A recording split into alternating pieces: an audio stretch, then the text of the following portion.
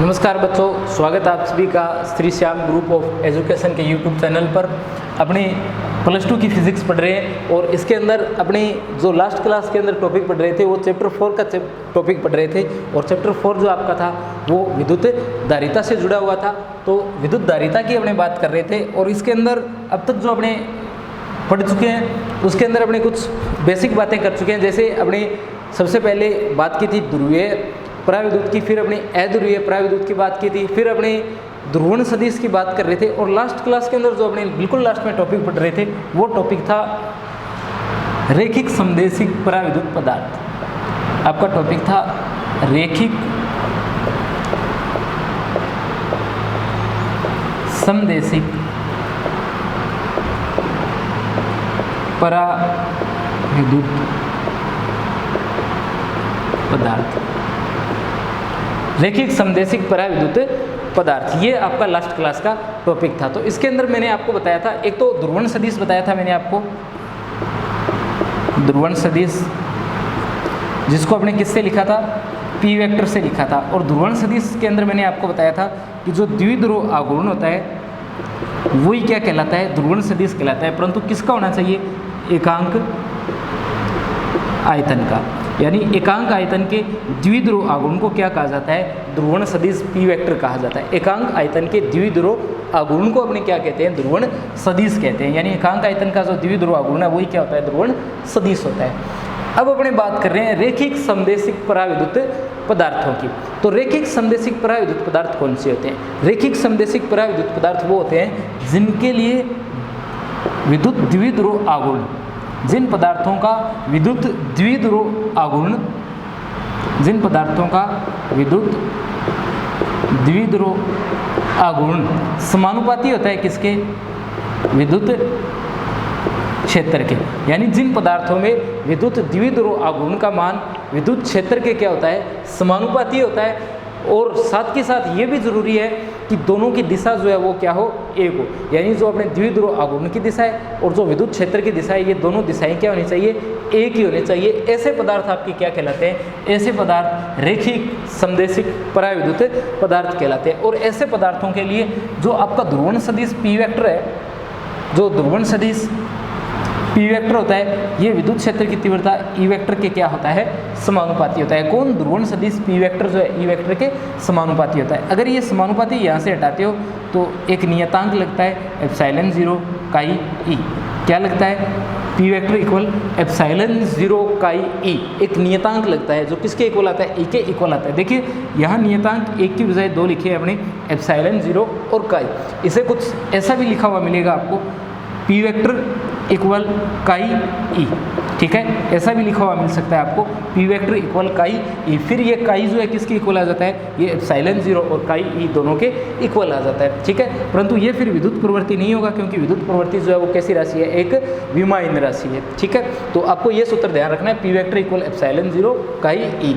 और यहाँ पर काई ई क्या होगा, यहाँ पर काई ई जो है,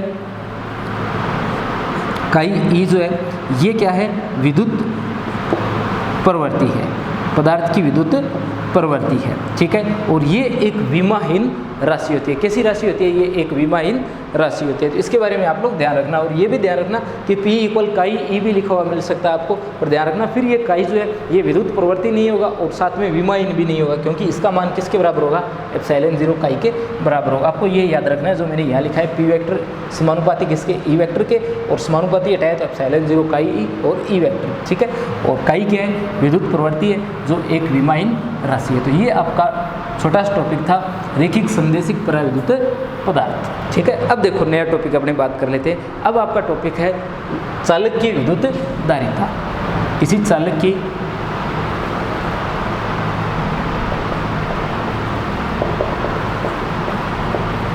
धारिता, चालक की धारिता को लिखा जाता है सी से। हम बाद में बात करेंगे, पहले धारिता देखते हैं। तो अब देखिए आपके चैप्टर का नाम है विद्युत धारिता, और मैंने आपको बताया था कुछ बेसिक पढ़ने के बाद में अपना वो टॉपिक आएगा, धारिता क्या होती है। तो अब अपने पहुंच चुके हैं धारिता पर और अपने बात करते हैं धारिता पर कि धारिता क्या होती है। तो सबसे पहले तो धारिता की परिभाषा बता देता हूँ मैं आपको, फिर आगे अपने बात कर लेंगे कि क्या से क्या अपने यहाँ सब कुछ क्या लिखा है और क्यों लिखा है। तो धारिता का मतलब होता है धारिता किसे कहते हैं? चालक की आवेश ग्रहण करने की क्षमता को, किसी चालक के आवेश ग्रहण करने की क्षमता को, किसी चालक के आवेश ग्रहण करने की क्षमता को उस चालक की विद्युत धारिता कहते हैं। ठीक है, तो विद्युत धारिता अगर आप लोगों से पूछा जाए कि विद्युत धारिता किसे कहते हैं, तो आप लोग क्या बताओगे? किसी चालक के द्वारा आवेश ग्रहण करने की क्षमता को क्या कहा जाता है? आवेश ग्रहण करने की क्षमता को विद्युत धारिता कहा जाता है। यानी आपसे पूछे कि बताइए भी चालक की धारिता किसे कहते हैं, तो आप लोग बताओगे किसी चालक के द्वारा आवेश ग्रहण करने की क्षमता जो है वो क्या कहलाती है? धारिता कहलाती है। ठीक है, और धारिता को अपने सी से लिखते हैं, ये अपने बात करेंगे। पहले अपने कुछ बेसिक बातें और कर लेते हैं यहाँ पर। तो देखिए, अपने धारिता की बात करें, आपके पास में कोई एक चालक है। ठीक है, आपके पास में क्या है? कोई एक चालक है। चालक को आप क्या कर रहे हो? आवेश दे रहे हो, क्योंकि आवेश ग्रहण करने की क्षमता ही तो क्या है? धारिता है। आप लोग क्या कर रहे हो? चालक जो है, चालक को दे रहे हो आवेश। आपको पता है चालक को आपने आवेश दिया, जैसे मान लिया कि आपने चालक को क्या किया? धनावेश दिया, या कोई एक इलेक्ट्रॉन दिया, आपने क्या किया? चालक को इलेक्ट्रॉन दिया। फिर आपने क्या किया? एक दूसरा इलेक्ट्रॉन दिया, फिर आपने तीसरा इलेक्ट्रॉन दिया। तो जैसे जैसे आप लोग चालक को आवेश देते जाओगे, तो ये जो आवेश है ये क्या करेगा? इन आने वाले आवेशों का विरोध करेगा। यानी जैसे जैसे आप लोग आवेश देते जा रहे हो, जो प्रतिकर्षण बल लग रहा है, उस प्रतिकर्षण बल का मान क्या होता जा रहा है? बढ़ता जा रहा है। क्यों बढ़ता जा रहा है? क्योंकि यहाँ आवेश बढ़ रहा है, और आवेश बढ़ रहा है तो ये जो चालक है इसके अंदर क्या बढ़ती जा रही है? इसके अंदर स्थितिज ऊर्जा बढ़ती जा रही है। स्थितिज ऊर्जा बढ़ते जाने का मतलब यहाँ पर कौन बढ़ रहा है? इसका मतलब यहाँ पर विभव जो है, विभव में क्या हो रही है? वृद्धि हो रही है। आई क्या बात सुन रहे हो? यानी आप लोग जैसे जैसे चालक को क्या देते जा रहे हो? आवेश देते जा रहे हो, वैसे वैसे चालक को आवेश देने की वजह से चालक के विभव का मान क्या होता जा रहा है? बढ़ता जा रहा है। ठीक है, और चालक के विभव का मान जो है क्या होता जा रहा है? बढ़ता जा रहा है। ये विभव का मान जो बढ़ रहा है, ये विभव का मान जो बढ़ रहा है, ये डिपेंड करता है दिए गए आवेश पर। यानी आप जो आवेश दे रहे हो उस पर क्या करता है? ये डिपेंड करता है। आप बोल सकते हो कि चालक को दिया गया आवेश Q किसके समानुपाती होता है? चालक के विभव के समानुपाती होता है। Q जो है वो V के समानुपाती होता है। समानुपाती हटाओगे, एक नियतांक लगेगा, वो नियतांक क्या है? यहाँ पर C है, और ये C क्या है? चालक की धारिता है। तो C इक्वल क्या लिखोगे? Q/V। C इक्वल क्या लिखा आप लोगों ने? Q/V। ये जो C है, इस C को ही क्या कहा जाता है? इस C को ही कहा जाता है किसी चालक की धारिता। यानी यहाँ जो आप लोगों ने C लिख रखा है, ये C क्या कहलाता है? ये C कहलाता है चालक की धारिता। ठीक है, तो यहाँ से आप देख सकते हो कि C जो है किसके इक्वल है? Q/V के इक्वल है, और जो C है वो क्या है? चालक की धारिता है। यानी अगर आप लोगों को ये बोले कि आप लोग Q और V के मध्य ग्राफ खींच दो, आपने ग्राफ खींच दिया, तो ये जो ग्राफ है इसका जो ढाल आएगा, आपने ये जो ग्राफ खींचा है इसका जो ढाल आएगा वो ढाल किसके बराबर आएगा? C के बराबर आएगा, Q/V के। यानी ये जो ग्राफ सामने बना हुआ है, इस ग्राफ का ढाल यानी tan थीटा अगर आपको ज्ञात करने के लिए बोले तो tan थीटा किसके बराबर आएगा? Q/V के। और Q/V किसके इक्वल होता है? C के इक्वल होता है। यानी आवेश और विभव के मध्य जो ग्राफ खींच रहे हो आप लोग, उस ग्राफ के अंदर जो ढाल आ रहा है ग्राफ का Q/V, वो किसके बराबर आता है? चालक की धारिता के बराबर आता है। ठीक है, तो आपको ध्यान क्या रखना है? देखिए क्या क्या बातें आप लोगों को ध्यान रखनी है।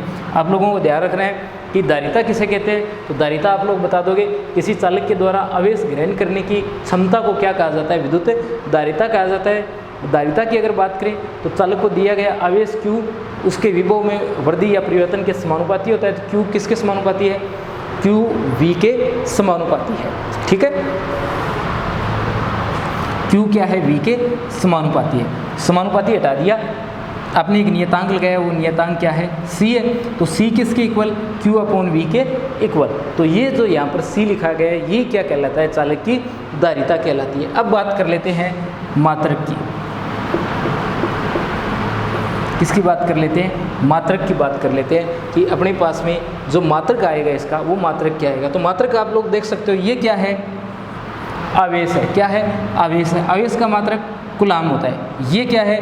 विभव, और इसका मात्रक क्या होता है? वोल्ट होता है। तो कुलाम पर वोल्ट, कूलाम पर वोल्ट। किसका मात्रक है? धारिता का मात्रक है। ठीक है, आपसे पूछा जाए धारिता का मात्रक क्या होगा, तो आपको फॉर्मूला पता होना चाहिए, Q/V। क्यू का मात्रक कूलाम, आवेश का मात्रक कूलाम होता है विभव, वी की जगह आप लोग क्या लिखोगे? वोल्ट, क्योंकि विभव का मात्रक होता है वोल्ट, आपने क्या लिखा? कूलाम पर वोल्ट। ये क्या है? ये मात्रक है किसका? धारिता का। धारिता का जो अन्य अपने SI पत्ती के अंदर मात्रक काम में लेते हैं, वो मात्रक देखिए आपको कौन सा काम में लेना होगा। SI पत्ती के अंदर आप लोग जो मात्रक काम में लोगे वो मात्रक होता है फेरेड। क्या होता है? फेरेड। ध्यान रखना, इसी फेरेड को फेरेड भी लिखा जाता है। फेरेड क्या लिखा जाता है? फेरेड। या तो फेरेड लिखा हुआ मिलेगा या क्या लिखा हुआ मिलेगा आपको?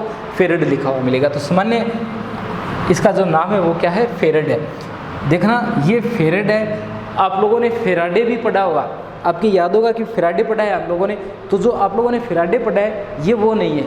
ठीक है, फेराडे अपने पास में आवेश का जो मात्रक छोटे और बड़े मात्रक लिख रहे थे, तो छोटे मात्रक के अंदर आप लोगों ने फ्रैंकलिन लिखा था और बड़े मात्रकों में आप लोगों ने क्या लिखा था? फेराडे लिखा था। वो फेराडे नहीं है। ये किसका मात्रक है? ये फेरेड है। और किसका मात्रक है? ये चालक जो है उसकी विद्युत धारिता का मात्रक है। यानी आपसे अगर पूछा जाए कि जो आपके पास में धारिता है उस धारिता का मात्रक क्या होगा, तो आप लोग बता सकते हो कि जो धारिता है उस धारिता का मात्रक यहाँ पर क्या होगा? धारिता का मात्रक हो गया यहाँ पर फेरेड। ठीक है, और फेरेड एक बड़ा मात्रक होता है, इसलिए क्या किया जाता है? इसे मिली फेरेड में लिखा जाता है। F से लिखते हैं इसे, F। या माइक्रो फेरेड 10⁻⁻6 में लिखा जाता है, या नैनो फेरेड में लिखा जाता है। ठीक है, या फिर पिको फेरेड वगैरह होता है, उसके अंदर भी अपने क्या करते हैं? इसे लिखते हैं। ठीक है, तो ये तो आपको पता ही है, 10⁻3, 10⁻6, 10⁻9।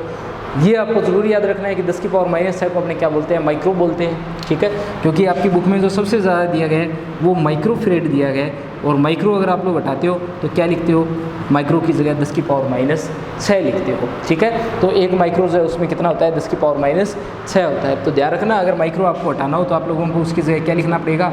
10⁻6 लिखना पड़ेगा। ठीक है, तो ये अपने कुछ एक बात थी इनके मात्रकों के बारे में। अगर आपसे पूछा जाए एक फेरेड को परिभाषित कीजिए, अगर आपको क्या बोला जाए? एक फेरेड जो है उसकी परिभाषा लिखिए। अगर आपको एक फेरेड की लिखनी हो परिभाषा तो कैसे लिखोगे? देखो, आपको पता है कि C किसके इक्वल है? Q/V के इक्वल है। तो C, ये फेरेड किसका मात्रक है? धारिता का मात्रक है। आवेश का मात्रक कूलाम है और विभव का मात्रक वोल्ट है। अगर एक कूलाम आवेश को देखना, या अगर किसी चालक को एक कूलाम आवेश देने पर, यदि किसी चालक को एक कूलाम आवेश देने पर उसके विभव में वृद्धि, यदि किसी चालक को एक कूलाम आवेश देने पर उसके विभव V में वृद्धि जो है वो कितनी हो? 1 वोल्ट की हो। यदि किसी चालक को एक कूलाम आवेश देने पर उसके विभव में वृद्धि 1 वोल्ट की हो, तो जो चालक है उसकी धारिता जो है वो कितनी होगी? 1 फेरेड होगी। ठीक है, किसी चालक को एक कूलाम आवेश देने पर उसके विभव में वृद्धि 1 वोल्ट की हो, तो जो चालक है उसकी धारिता कितनी मानी जाएगी? उसकी धारिता मानी जाएगी 1 फेरेड। ठीक है, फेरेड की अगर बात करें तो फेरेड जो है इसका धारिता का एक बहुत बड़ा मात्रक है। अपने फेरेड को काम में न लेकर के माइक्रो में, नैनो में इस तरीके से इसे काम में लेंगे। देखिए, आपको पता होना चाहिए कि जैसे जैसे आप लोग आकार बढ़ाते हो वैसे वैसे धारिता का मान भी क्या हो सकता है? बढ़ सकता है। और आपके एक बुक में एक एग्जांपल दिया गया है, उसे अपने बाद में सोल्व करेंगे जब न्यूमेरिकल करेंगे तब। तो वहाँ पर बताया गया है कि अगर अपने पृथ्वी जितना बड़ा भी क्या कर लें, एक चालक गोला ले लें, अगर पृथ्वी जितना बड़ा भी चालक गोला लिया जाए तब भी 1 फेरेड तक अपने नहीं पहुँच पाएंगे। ठीक है, तब भी अपने क्या नहीं पहुँच पाते? 1 फेरेड तक नहीं पहुँच सकते। यानी अपने एक ऐसा गोला ले जिसकी त्रिज्या कितनी हो? जिसकी त्रिज्या 400 किलोमीटर हो। कितनी हो? 400 किलोमीटर हो, तब भी अपने कहाँ नहीं पहुँच सकते? 1 फेरेड पर नहीं पहुँच सकते। ठीक है, अब देखिए, मैंने विभव के बारे में आपको बताया था कि पृथ्वी का विभव अपने कितना मानते हैं? पृथ्वी का विभव अपने मानते हैं 0। कितना मानते हैं? 0 मानते हैं। और यहाँ देखिए C = Q/V, तो पृथ्वी की धारिता कितनी होगी? अनंत होगी। पृथ्वी की धारिता कितनी मानी जाती है? अनंत मानी जाती है। ठीक है, परंतु ध्यान रखना, पृथ्वी की धारिता अगर पूछे तब अनंत है। अगर आपसे पूछा जाए कि पृथ्वी के जितना बड़ा आपके पास में एक चालक गोला है उसकी धारिता, तो उसकी धारिता अनंत नहीं होगी, उसकी धारिता आपको निकालनी पड़ेगी। उसके लिए अपने विलगित गोलीय चालक अगला टॉपिक है अपना, उसका सूत्र व्युत्पन्न करेंगे और वहाँ से उसे कंप्लीट देखेंगे। ठीक है, तो ये बातें दोनों याद रखना, पृथ्वी का विभव 0, पृथ्वी की धारिता कितनी, अनंत। ठीक है,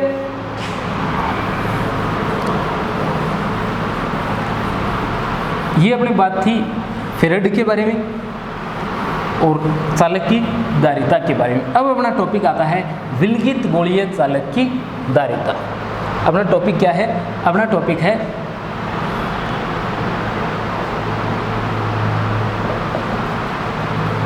विलगित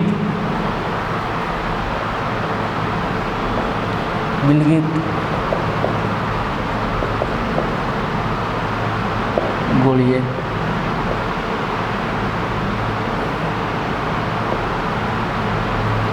चालक की धारिता। तो अपना टॉपिक है विलगित गोलीय चालक की धारिता। अपने किसका मान ज्ञात कर रहे हैं? अपने किसी विलगित गोलीय चालक की धारिता का मान ज्ञात कर रहे हैं। तो देखिए, सबसे पहले तो आपको क्या करना पड़ेगा, इस तरीके से एक विलगित गोलीय चालक मानना पड़ेगा और इसको कितना आवेश देना पड़ेगा, Q आवेश देना पड़ेगा। ठीक है, तो आप जब इसे स्मॉल Q आवेश दे रहे हैं, जब आप इसे स्मॉल Q आवेश देते हो तो ये स्मॉल Q आवेश जो है वो इसके पृष्ठ पर एक समान रूप से क्या हो जाता है, वितरित हो जाता है। ठीक है, आप क्या कर रहे हो, किसी विलगित गोलीय चालक को दे रहे हो आवेश, जैसे ही आप लोग इसे आवेश दे रहे हो तो ये आवेश इसके संपूर्ण पृष्ठ पर क्या हो जाता है, वितरित हो जाता है। ठीक है, अब देखिए आप इसे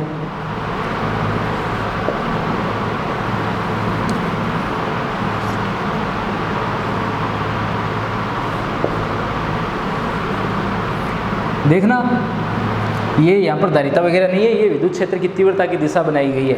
ठीक है, ध्यान रखना है इस बात को, मैंने आपको पहले भी बताया है कि ये जो अपने तीर के निशान बना रखे हैं, ये न तो विभव को दर्शा रहे हैं न धारिता को दर्शा रहे हैं, ये विद्युत क्षेत्र की तीव्रता की दिशा को दर्शा रहे हैं। ठीक है, जो यहाँ पर अपने ये निशान खींचे हैं, जो लाइनें बनाई है, ये विद्युत क्षेत्र की तीव्रता को दर्शा रही है। अब कोई त्रिज्या मान लीजिए, इसकी यहाँ तक जो होगी वो क्या होगी, त्रिज्या होगी। त्रिज्या मान लेते हैं इसकी कितनी है, स्मॉल r है। ठीक है, कैपिटल R मानना चाहो तो कैपिटल R भी आप लोग मान सकते हो। स्मॉल r क्या है, इसकी त्रिज्या है, O क्या है, इसका केंद्र है, और इसे कितना आवेश दिया गया है, इसे स्मॉल Q आवेश जो है वो दिया गया है। तो आपके पास में क्या है, एक स्मॉल Q आवेश का गोला है जिसकी त्रिज्या जो है वो कितनी है, स्मॉल r है, और इसकी धारिता का मान आपको क्या करना है, ज्ञात करना है। तो सबसे पहले आपको मैंने जो फॉर्मूला बताया धारिता का, वो क्या बताया, आवेश ग्रहण करने की क्षमता धारिता यानी C = Q/V। तो आपको सबसे पहले किसका मान पता होना चाहिए, V का मान पता होना चाहिए। किसका मान, V का मान। तो यहाँ जो विलगित गोलीय चालक है, इस गोलीय चालक के लिए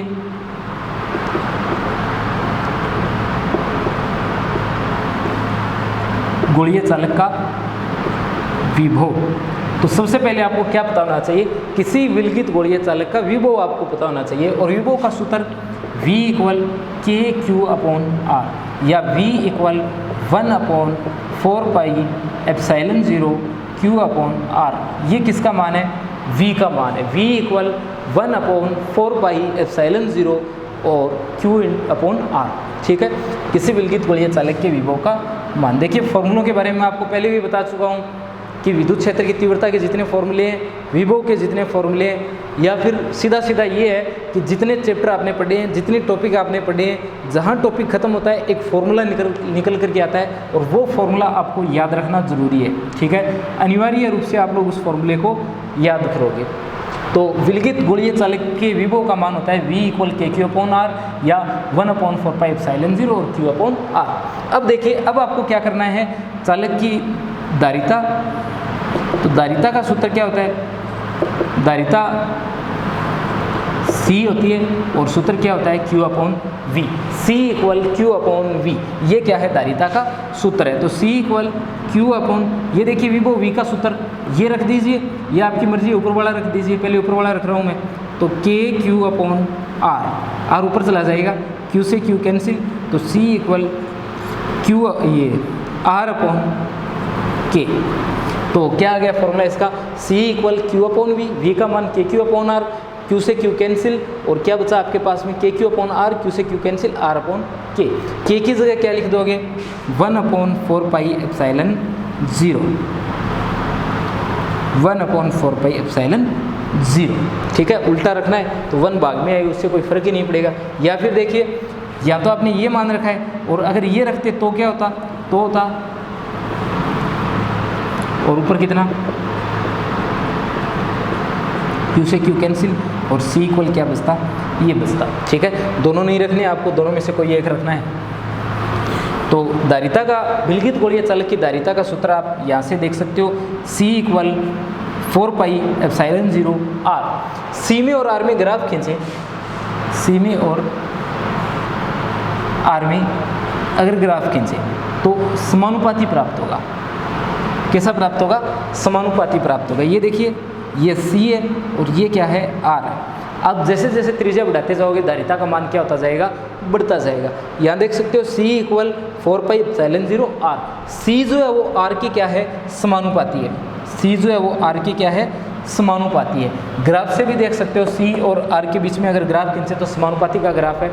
और थोड़ी देर पहले मैंने इस बात का जिक्र किया था कि अगर आप लोग क्या करते हो, चालक का आकार बढ़ाते हो, चालक का क्या किया जाए, आकार बढ़ाया जाए, तो चालक का आकार बढ़ाने पर उसकी धारिता का मान क्या हो जाता है, बढ़ जाता है। ये बात अपने कहाँ से पता चलती है, इस सूत्र से पता चलती है। कैसे, देखो C equal 4 pi epsilon 0 R है, R का मान बढ़ा दो, C का मान अपने आप बढ़ जाएगा।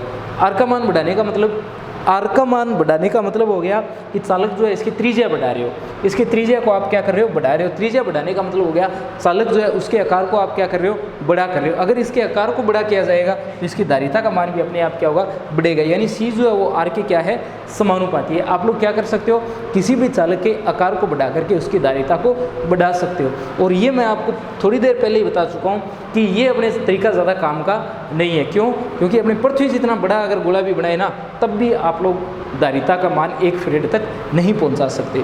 तो ये क्या है, C समानुपाती R। अब देखिए, अगर होता माध्यम, अगर क्या होता, माध्यम होता, ये तो निर्वात का था। अगर आपके पास में क्या होता, माध्यम, तो ये फॉर्मूला बनता CM इक्वल C, और इसके M लिख रहा हूँ भी, M का मतलब माध्यम, मीडियम, तो किसके इक्वल 4 पाई एप्सिलॉन R के, 4 पाई एप्सिलॉन R के। और इसे लिख सकते हो 4 pi epsilon 0 epsilon R। M भी लिखना चाहो तो लिख देना, मीडियम की बात करें, या सीधा ये लिख देना 4 पाई एप्सिलॉन 0 एप्सिलॉन R। ये सूत्र है किसके लिए, माध्यम के लिए। किसके लिए ये सूत्र, माध्यम के लिए। CM equal 4 pi epsilon 0 epsilon R into R। अब देखिए, अगर माध्यम के रूप में आपके पास में निर्वात होती या हवा होती तो आप लोग यहाँ 1 रखते और ये क्या बन जाता, 4 पाई एप्सिलॉन 0 R बन जाता। बात समझ में आई। यानी अगर निर्वात या हवा की बात करते तो इसकी जगह आप लोग 1 रखते। कितना रखते, 1 रखते, और 1 रखने पर ये कितना बन जाता, ये बन जाता 4 पाई एप्सिलॉन 0 R। ठीक है, ये वही तो बात है जो अपने यहाँ लिखी है। तो C equal 4 pi epsilon 0 R। या माध्यम की बात करें तो 4 पाई एप्सिलॉन M और R, या CM equal 4 pi epsilon 0 epsilon R into R। अब देखो, अगर समीकरण नंबर लगाता हूँ मैं, इसे 1 और इसे 2 लगाऊँ, और अपने संबंध देखना चाहें कि माध्यम में धारिता और जो निर्वात में धारिता है, दोनों के मध्य क्या संबंध है, तो आपके पास में एक तो ये ऑप्शन है कि आप ये मान ही रख दो। यहाँ ये जो मान है वो मान रख दो C का। यानी आप लोग क्या कर दो, पहले तो इसे सेट करो, इसे लिखो 4 पाई एप्सिलॉन 0 R और एप्सिलॉन R, इसी को आगे पीछे किया है। और ये किसका सूत्र है आपके पास में, C का। तो आप क्या लिख सकते हो, CM इक्वल C और एप्सिलॉन R। तो CM अपॉन C किसके इक्वल, एप्सिलॉन R के इक्वल। यानी माध्यम में धारिता, निर्वात में धारिता, दोनों का अनुपात किसके बराबर है, दोनों का अनुपात जो एप्सिलॉन R के बराबर है। या आप क्या कर सकते हो, जो समीकरण 2 लिखी हुई है 4 पाई एप्सिलॉन 0 एप्सिलॉन R और R, समीकरण 2 जो है उसमें समीकरण 1 का भाग लगा दो। R से R, 4 पाई से 4 पाई एप्सिलॉन 0 से एप्सिलॉन R, और CM अपॉन C बराबर क्या बचा आपके पास में, एप्सिलॉन आर, दोनों इसमें एक ही जैसा सूत्र आएगा, एक ही तरीका है, ठीक है। तो CM/C किसके इक्वल है? एप्सिलॉन आर के इक्वल है। इसका मतलब हुआ कि जो माध्यम में धारिता है और निर्वात में धारिता है, दोनों का अनुपात किसके बराबर है? दोनों का अनुपात जो आपके पास में एप्सिलॉन आर है पराविद्युत जो है, या जो आपके पास में विद्युतशीलता है, अपेक्षित विद्युतशीलता जो आपके पास में उसके बराबर है, ठीक है। तो ये अपना टॉपिक था विलगित गोलीय चालक की धारिता।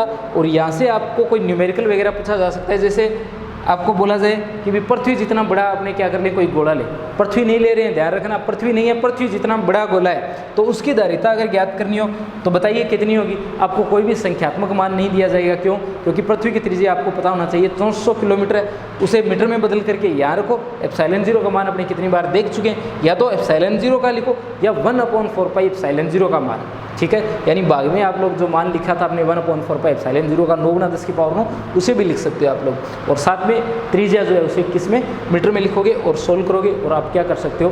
पृथ्वी जो है उसकी धारिता का मान आप लोग ज्ञात कर सकते हो, ठीक है। देखिए आगे,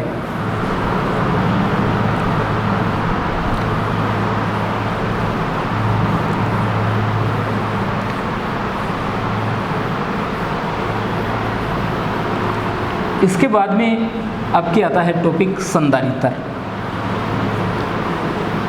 संधारित्र की कुछ बेसिक बातें हमने पढ़ते हैं, फिर अपने कल करेंगे इसे। तो आपका जो टॉपिक है नया, उसका नाम है संधारित्र।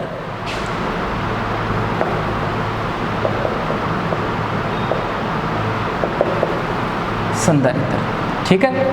तो देखिए संधारित्र की जरूरत क्यों पड़ी, तो मैंने आपको लास्ट क्लास, ये अभी जो लास्ट अपने टॉपिक पढ़ा है, इसके अंदर मैंने आपको बताया कि अपने पृथ्वी जितना बड़ा गोला लेकर भी क्या नहीं कर सकते, धारिता का मान 1 फैराड तक नहीं पहुंचा सकते। इसका मतलब क्या हुआ? इसका मतलब ये हुआ कि अपने आकार को बढ़ा करके धारिता का मान बढ़ाना ज़्यादा ठीक नहीं है, क्यों? क्योंकि 1 फैराड तक अपने नहीं पहुंच सकते।